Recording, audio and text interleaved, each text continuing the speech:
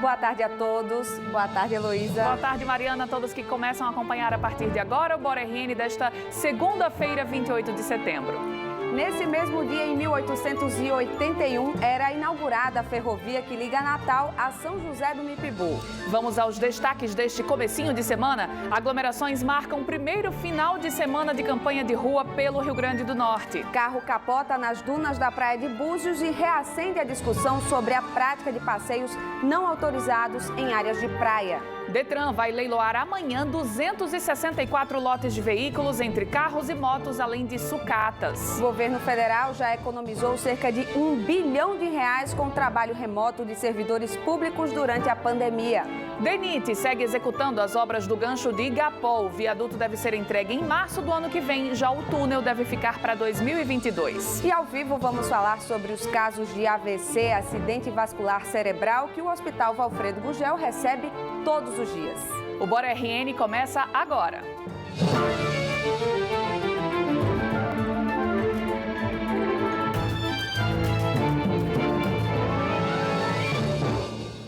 E a gente começa justamente com imagens que chamaram a atenção, porque foi dada a largada a campanha eleitoral em todo o país e aqui no Rio Grande do Norte, também em outras cidades. A gente viu o que, parece que anteciparam, foi o carnaval, uma verdadeira micareta com aglomerações.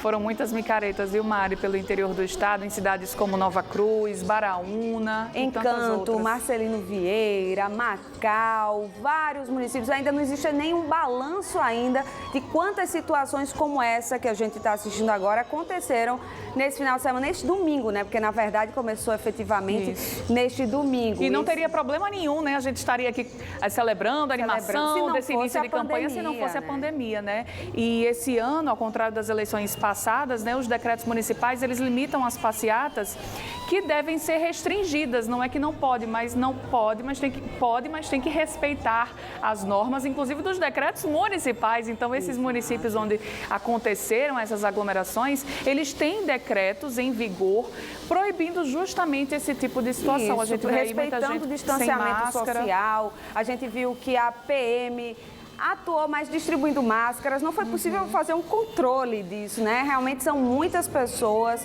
pelas ruas, em situações diferentes, né? Caminhadas, essas carreatas. Carros de som, uma verdadeira festa, né? A gente vê uma verdadeira festa, as pessoas acabam bebendo e aí que elas perdem a noção mesmo dos riscos que elas ainda estão correndo com a Covid-19. Foram verdadeiras festas. A gente entrou em contato com a Polícia Militar, ainda não foi feito, segundo a assessoria de imprensa da corporação, um balanço dos registros, mas eles confirmaram que foi feito. A gente, inclusive, vê imagens de viaturas da PM, inclusive em algumas dessas imagens.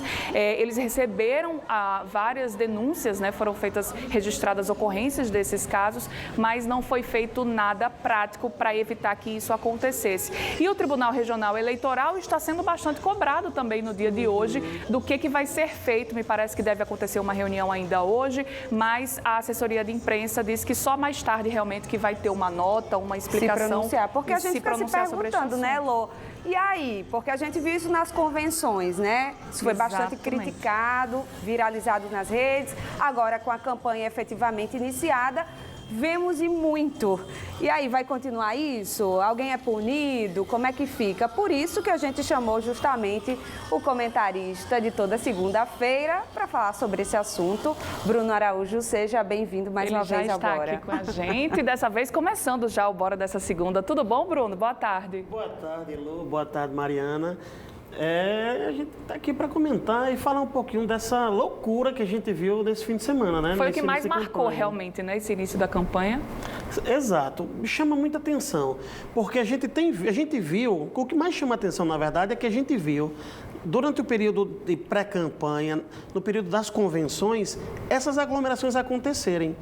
E, aparentemente, não houve qualquer tipo de ação, qualquer tipo de iniciativa para preparar formas de coibir e de evitar essas situações. Ora, como é que um candidato se propõe a reunir uma multidão dessas, desrespeitando decretos municipais, decretos estaduais e ignorando completamente esse papel básico que é zelar pela saúde pública, zelar pela saúde dos eleitores, né? Um dos questionamentos que é feito é sobre o que é que vale. O que é que vale mais do que o outro? É o decreto ou a legislação eleitoral? E aí eu acho que entra nesse momento aí um ponto para se provocar o Ministério Público Eleitoral, para que esse Ministério Público Eleitoral provoque o TRE, porque em Pernambuco, por exemplo, houve essa provocação, foi definido multa, por exemplo, e definido também a pena até de prisão para as pessoas que provocarem essas situações de aglomeração. Então, aqui no Rio Grande do Norte deveria haver algo assim, porque por ter duas legislações que conflitam, a eleitoral que permite a união e a reunião dessas pessoas na rua e tudo mais. Por outro lado, você tem os decretos que limitam a aglomeração de pessoas. Então, precisa-se ter, antes de tudo, bom senso. E aí você imaginar, se o candidato sequer assumiu, ou se for eventualmente o gestor, permite essa aglomeração, é sinal que ele está dando muito mais importância ao voto do que à saúde dos cidadãos da sua cidade. Então, é algo para a gente avaliar e pensar bem até na hora mesmo de escolher, para saber se esse candidato, de fato, está preocupado com as pessoas. Bruno, a Polícia Militar, ela, como foi nas convenções que Mário lembrou bem, e agora também, se diz impedida até pelo tamanho da coisa, né? A gente vê cidade do interior, a cidade inteira estava na rua praticamente, ou pelo menos um lado da cidade que torce para aquele candidato. Se diz impedida de tomar uma atitude. A gente ouve até assim, como é que vai fazer? Vai levar todo mundo para uma delegacia? Mas o que é que poderia ser feito, então, nessa situação? Já que a lei, né, você tem decretos e realmente existe esse respaldo da lei e desses decretos. Elô, é uma situação difícil para a polícia. Por quê? Ela, obviamente, não tem condição de levar todo mundo para a delegacia para fazer qualquer tipo de registro. Por outro lado, ela tem condição, por exemplo, de pegar aquela pessoa responsável por aquela aglomeração, que é o candidato, porque o candidato ele é corresponsável por todo tipo de manifestação pública que for feita em favor da sua campanha. Ele é corresponsável. Então, ele poderia levar o próprio partido levar para prestar os esclarecimentos. Sim. Mas o que é importante a gente pensar também é o seguinte: a polícia, ela está ligada ao Estado, e o Estado ele é também gerido por uma governadora que é ligada a um partido político. Isso pode criar uma saia justa e transformar uma ação legítima da polícia e justificarem como uma ação de opressão, de repressão de ordem política. Então, a polícia fica numa situação muito difícil. Então, o que é mais adequado? Que o Ministério Público Eleitoral provoque o TRE se manifeste e crie noções claras do que pode e o que não pode na campanha, para que possa ser feita a punição de ordem jurídica. Porque a polícia vai ficar numa situação muito difícil para coibir esse tipo de coisa. Verdade. E agora, Bruno, a gente vai chamar uma reportagem porque o prazo para os partidos políticos registrarem as candidaturas se encerrou, né, no último sábado, e o número de candidatos está chamando bastante atenção. Os eleitores terão mais trabalho esse ano para conhecer todos os candidatos que estão na disputa eleitoral. Só em Natal são 14 candidatos concorrendo à vaga de prefeito e 693 interessados em uma das 29 vagas de vereador. Em Mossoró, segundo o maior colégio eleitoral do estado, são 6 candidatos a prefeito e 456 querendo ocupar uma cadeira na Câmara Municipal. Os números são recordes. Mais de 10 mil candidatos registraram a candidatura no TRE do Rio Grande do Norte. O estado possui apenas 167 vagas para prefeito e 1.640 vagas nas câmaras municipais. Esse ano, realmente, nós temos eleição um pouco atípicas, tanto em razão da pandemia, como você bem colocou, e também o final das coligações para as eleições proporcionais ajudou um pouquinho a aumentar esse número. A eleição de 2020 marca o fim das coligações proporcionais. Antes, muitos partidos se uniam e os votos de todos os candidatos a vereador deste grupo ia para a coligação. A união de forças fazia com que o grupo conseguisse mais espaço na Câmara. Agora, com a proibição das coligações para a disputa, é cada um por si. As coligações proporcionais, elas foram extintas por emenda constitucional. Então, essa é nossa primeira eleição que nós não teremos coligações para as eleições proporcionais, no caso vereador. Cada partido vai apresentar os seus candidatos e vai concorrer sozinho e não mais coligado. Ainda mantemos a coligação para as eleições majoritárias, prefeito. Tá, e o eleitor vai ter muito trabalho, né, Bruno, esse ano para decorar e escolher e decorar esses números aí todos. Isso, a gente tem algumas semanas aí para ele aproveitar, buscar redes sociais, sites dos candidatos, para tentar conhecer e buscar aquele com o qual mais se identifica com as propostas e a plataforma do que vai fazer se eventualmente vencer e assumir o cargo. São 10 mil candidatos, né, a prefeitos, vices e vereadores em todo o Rio Grande do Norte. Exatamente, inclusive é número recorde de candidatos aqui no Rio Grande do Norte. A gente espera que aqueles que sejam eleitos possam dar um retorno de fato à sociedade. Muito obrigada, jornalista Bruno Araújo, pelo seu comentário, viu, hoje? Eu que agradeço. Boa tarde a todos vocês e a você. Mari? A partir de hoje, nós divulgaremos a agenda dos candidatos à Prefeitura de Natal todos os dias. Vamos ver agora, então, o que os candidatos farão na tarde desta segunda-feira. Kelps Lima, do Solidariedade, faz mini carreata no bairro das Quintas às 4 horas da tarde e às 7 horas da noite faz reunião na Zona Norte de Natal. Jean Paul Prates, do PT, visita à 1 hora da tarde a Rádio 95 FM. Às 2 da tarde, ele vai à Tribuna do Norte e à Jovem Pan News. Às 3 horas da tarde, ele visita o presidente da FETARNE, a Federação dos Trabalhadores Rurais, Agricultores e Agricultoras Familiares do Estado do Rio Grande do Norte. Fernando Pinto, do Novo, faz bandeiraço em frente ao Midway Mall às 5 horas da tarde e às 8 horas da noite participa de live nas redes sociais. Carlos Alberto, do PV, grava às 4 horas da tarde o programa eleitoral em Nova Descoberta. Coronel Azevedo, do PSC, faz reunião agora à tarde com a coordenação da campanha. E Hermano Moraes, do PSB, visita o Alecrim a partir do meio-dia e às 7h30 da noite terá reunião política na Zona Leste de Natal.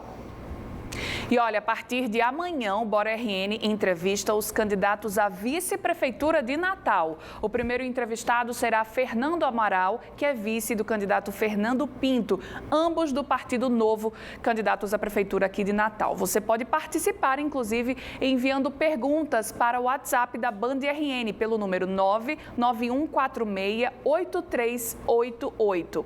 Na quinta-feira tem o primeiro debate com os candidatos à prefeitura aqui de Natal, que vai ser realizado pela Band no Hotel Holiday Inn e você acompanha, é claro, aqui na Band a partir das 10h30 da noite. Além desses vídeos das aglomerações no interior do estado, o vídeo do capotamento de um carro ontem nas dunas da praia de Búzios viralizou nas redes sociais. O motorista perdeu o controle do jipe enquanto tentava subir a duna do P, como é conhecido esse local. Quando ele chega lá no alto, começa a descer, capota e já no meio da mata o carro continua virando. Vocês estão vendo o carro lá de cima, até a parte de baixo da duna. Ele vai capotando do começo até o fim. O condutor do carro não se feriu com gravidade, mas o veículo ficou bastante danificado. A fiscalização nos trechos de dunas cabe à Polícia Militar Ambiental, mas o tráfego nas áreas de duna é restrito somente a bugueiros credenciados. Nós procuramos o IDEMA, Instituto de Desenvolvimento Sustentável e Meio Ambiente do Estado, e veja o que diz o diretor-geral do órgão, Leon Aguiar. As dunas costeiras, elas são ambientes considerados frágeis do ponto de vista ambiental, por ser um material formado por sedimentos, movidos pelo vento e que se desestabilizam de certa forma facilmente, seja por uma ação dos próprios ventos, das chuvas, mas também pela intervenção humana. Também existe uma legislação de trânsito que impediria a circulação de veículos não autorizados. Então precisa existir autorização da Secretaria de Trânsito ou da própria polícia com sinalização devida para que haja acesso. Hoje ainda existe uma fragilidade muito grande do ponto de vista de controle, não existe legislação incidente do ponto de vista ambiental, mas a legislação de trânsito ela é impeditiva sim para a circulação de veículos. especialmente naquelas áreas que possuem vegetação, naquelas áreas próximas às lagoas, né? Você tem áreas que são mais sensíveis, aquelas dunas que são mais elevadas, que se desestabilizam facilmente. Querendo ou não, esses carros em grande quantidade e de uma forma muito constante acabam trazendo uma falta de estabilidade nesse material, que ao longo dos anos vai caindo, vai se soltando e vai prejudicando as raízes das plantas mais próximas, que acabam por morrer ao longo do tempo. Vamos ver agora outros destaques desta segunda-feira. Os 14 candidatos à Prefeitura de Natal declararam seus patrimônios até o último sábado, dia 26. E na lista informada à Justiça Eleitoral, é possível ver que, enquanto tem candidato com nenhum bem declarado, outros 8 são milionários. O candidato com maior patrimônio é o servidor público federal Carlos Alberto, do PV, com R$ 5.460.000 em bens. E se considerar a lista dos vice-prefeitos em todo o Rio Grande do Norte, o com mais bens declarados é Jorge do Rosário, vice de Rosalba, em Mossoró, com R$ 18,5 milhões declarados. O Rio Grande do Norte não registrou até o momento nenhuma morte entre apenados e policiais penais por coronavírus e é o único do Nordeste sem óbitos por Covid-19. Além disso, a Secretaria de Administração Penitenciária afirma que não há mais nenhum caso confirmado no sistema prisional do Estado. Em março, 17 unidades foram isoladas devido à pandemia e, após 6 meses, as visitas presenciais foram retomadas com os cuidados necessários. Futebol, o ABC goleou o Jaciobá por 7-0 no Frasqueirão neste domingo. Os alagoanos se sentiram pressionados pelos potiguares, ficando praticamente sem chances de ataque. Com o placar, o alvinegro assume o segundo lugar no grupo A4 da Série D. Já o América empatou com o Floresta no estádio Domingão, no Ceará. O alvirrubro ainda busca a primeira vitória na Série D. Quem também jogou no fim de semana foi o Globo, que ganhou do Guarani de Sobral por 3-1. E o Potiguar de Mossoró, que acabou perdendo para o Cururipe de Alagoas por 1-0. Agora a gente vai para um rápido intervalo e na volta você vai ver que o Detran vai realizar amanhã, Mariana, um leilão com carros, motas e sucatas com preços abaixo do valor de mercado. Uma boa oportunidade. A gente também vai entrevistar aqui no estúdio um neurologista do Hospital Valfredo Gugel sobre AVC. Ele vai falar que por dia são mais de 10 pacientes internados só no Valfredo vítimas dessa doença. A gente volta já.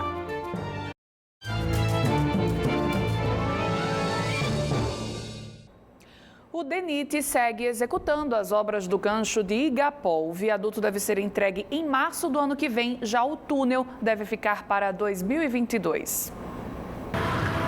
A obra tão aguardada pelos moradores da Zona Norte de Natal está com 38% de andamento.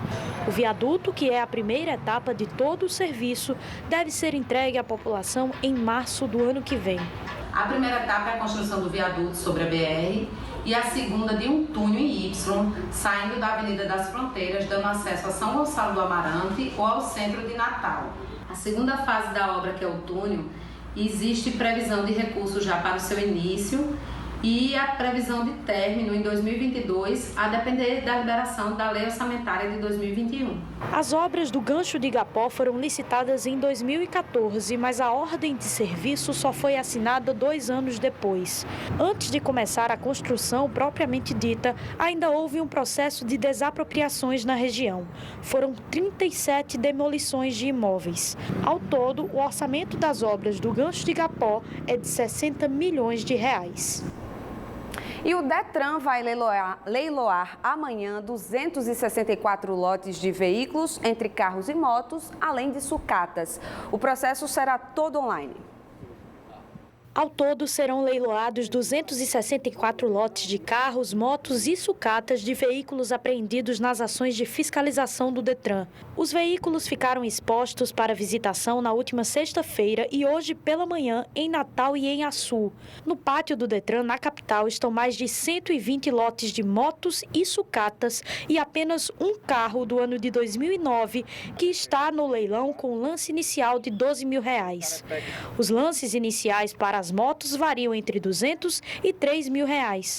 O Detran reforça que os proprietários dos veículos apreendidos podem manifestar interesse de resgatar o carro ou a moto a qualquer momento até o dia e horário do leilão. No próprio site tem lá os contatos e o e-mail da comissão para que a pessoa se manifeste dizendo que o veículo está preso e que tem interesse em retirá-lo, e a gente vai respondê-lo o mais breve possível. Ou seja, nós vamos trabalhar em formato como o leilão é terça-feira de plantão, sábados e domingos.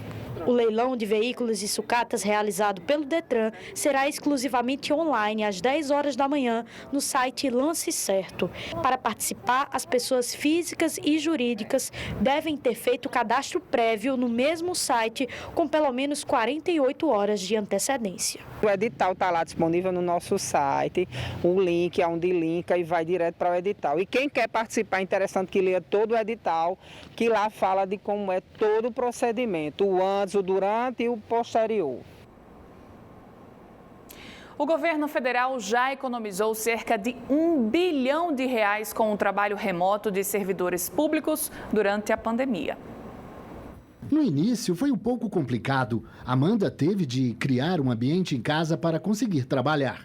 Agora, depois de 6 meses, ela já se acostumou e só vê vantagens. Fui procurar uma cadeira mais apropriada, ajeitei melhor minha mesa e agora eu consigo trabalhar bem.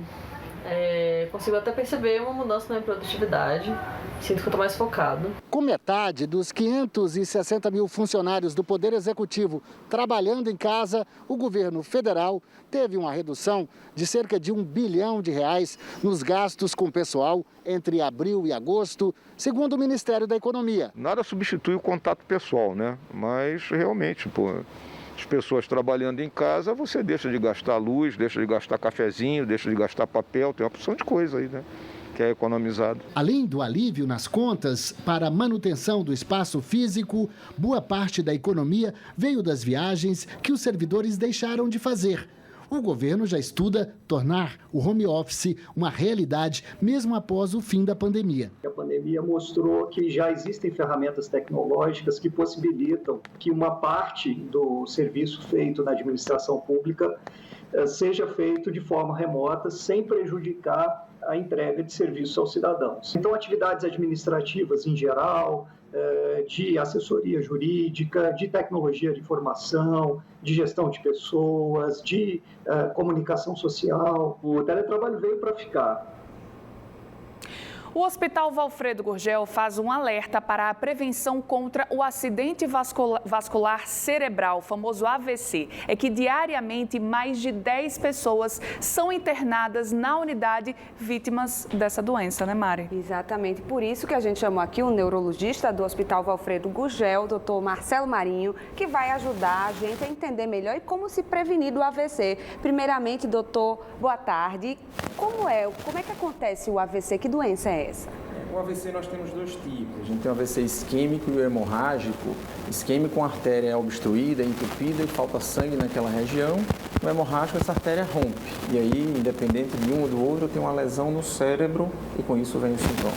Doutor, o que chama a atenção é essa quantidade de pessoas, né? 10 pessoas por dia são internadas, fora aquelas que são encaminhadas para outros locais, né? O que recebem logo ali um primeiro atendimento, ficam bem. Esse número, ele vem aumentando, ele está estável? Como é que está no Valfredo? Existe um problema crônico, porque o AVC acontece pelos fatores de risco que não são controlados. A pressão alta, o diabetes, o colesterol. E o tempo vem passando e a gente ainda não consegue controlar essas coisas tão básicas. Mas isso vai porque o posto de saúde não consegue tratar todo mundo, faltam os remédios. E a gente não vem tendo uma redução importante do AVC. Então acaba que não, o número está estável e um pouco até aumentou pelo coronavírus, que tem alguns casos de AVC pelo Covid-19 também. Então, como é que a gente pode... Tem alguns sinais, né? Porque o que a gente vê de repente até se assusta, né? Se eu não me engano, a pessoa começa a entortar a boca, isso de repente, ela está conversando normal e isso começa a acontecer. Tem como a gente saber antes que isso pode acontecer com a gente? É uma doença que não avisa tanto que vai acontecer. O aviso é a tua doença que não está controlada, a pressão e o diabetes. Mas os sintomas são bem claros. É a boca torta, é a fala enrolada, a fraqueza só de um lado do corpo, a dormência. Uma vez identificando qualquer um desses sintomas que surgem de uma hora para outra, é momento de buscar a unidade de urgência. E no estado do Rio Grande do Norte, esse local é o Valfredo Gurgel.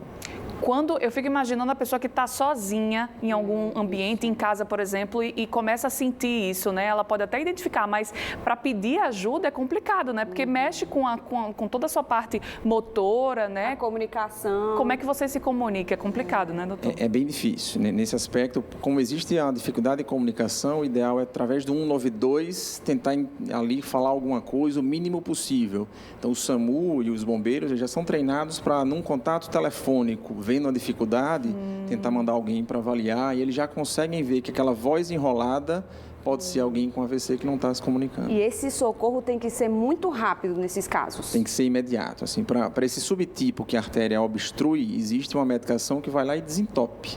Mas a gente só pode usar isso nas primeiras 4 horas e meia. Então, entre identificar, chamar o serviço do SAMU, chegar no hospital, tem que ser muito rápido. Sim, esse primeiro atendimento ele deve ser feito pelo SAMU, né? Então, nada de levar para uma unidade de saúde. O ideal é chamar a emergência. Por exemplo, se acontece, Deus me livre, né? Com nós duas aqui, a gente está sozinha, eu vejo esses sintomas nela. Eu posso levá-la? O indicado é isso? Com o SAMU funcionando, vai ser mais rápido a gente ligar, chegar à unidade de urgência, essa unidade já liga para o hospital, já prepara a equipe e tudo funciona muito mais rápido. Isso é melhor, né? Se o SAMU não funcionasse, vocês já devem ter noticiado momentos de ambulância presa. Aí sim, na ausência do SAMU, leve imediatamente a um hospital maior. Não adianta a gente levar, por exemplo, uma UPA, onde não tem tomografia. Precisa ser um hospital de referência para isso. E quais são as sequelas, né, do AVC? Depois que você tem os sintomas, você pode fazer a reabilitação com físio, com fono, e com o tempo isso pode desaparecer 100%. Mas é possível, talvez vocês já tenham visto pela rua, pessoas que puxam por um lado do corpo, que a boca é um pouquinho torta, que tem dificuldade de se comunicar. Mas com a reabilitação e gradualmente isso tudo pode reverter. Doutor, o senhor falou de procurar um hospital de referência. Em Natal seria o Valfredo Gurgel, né? Em outras cidades do estado? Em Mossoró, o Tarcísio Maia, ele tem já a equipe de neurologia não de plantão, assim como a gente não tem no Valfredo, mas para dar um acompanhamento, e tem plantão de clínica médica. No restante do estado a gente não tem ainda. Quer dizer, então o ideal seria procurar ou Natal ou Mossoró. Ou Natal ou Mossoró. E se não tiver hospital na cidade, leva para... Vai ter que levar para a unidade mais próxima, talvez algo menos complexo, como uma unidade de pronto atendimento, para prestar algum socorro inicial, que já dá para fazer muita coisa, e dali, em um segundo momento, fazer a transferência para um desses centros. Então, acho que a dica é cuidar da saúde, é a prevenção, né, doutor? Evitar que isso aconteça. Cuidar da diabetes, das taxas, né, e se acontecer, ficar alerta, né? É importante que as pessoas que convivem até com pessoas que estão mais nessa faixa de risco, nesse grupo de risco, tenham essas orientações super importantes para prestar esse primeiro atendimento. Muito obrigada, viu, doutor? Eu agradeço. Boa tarde. E o Bora RN desta segunda-feira vai ficando por aqui, né, Mari? Isso, mas amanhã, terça-feira, a gente está de volta e lembrando, com entrevistas com os vice-prefeitos de Natal. Não percam. Até amanhã. Boa tarde, até lá.